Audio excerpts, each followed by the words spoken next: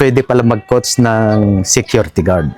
Noong una, na nandito ako sa Bintawan National High School, ako'y isang security guard lang noon.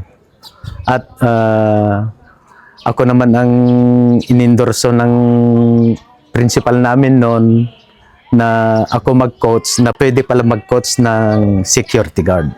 Pero wala akong knowledge sa baseball.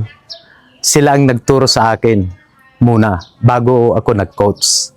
Succeed naman ako na naging coach kasi na-endorso din ako ng division office namin na pumunta ng international coaching staff.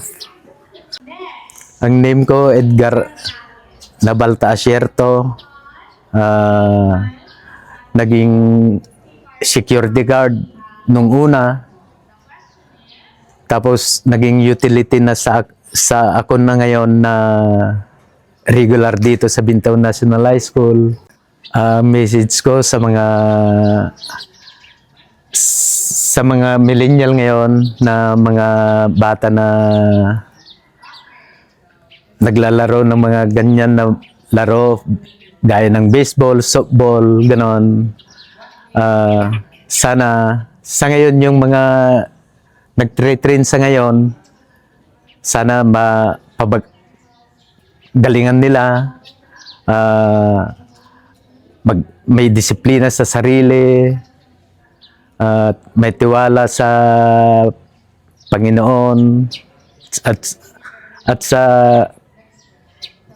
tibay ng loob, ganun na rin.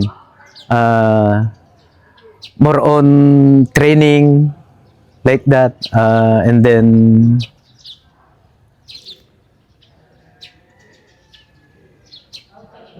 focus on the event that they are playing, like baseball, like that.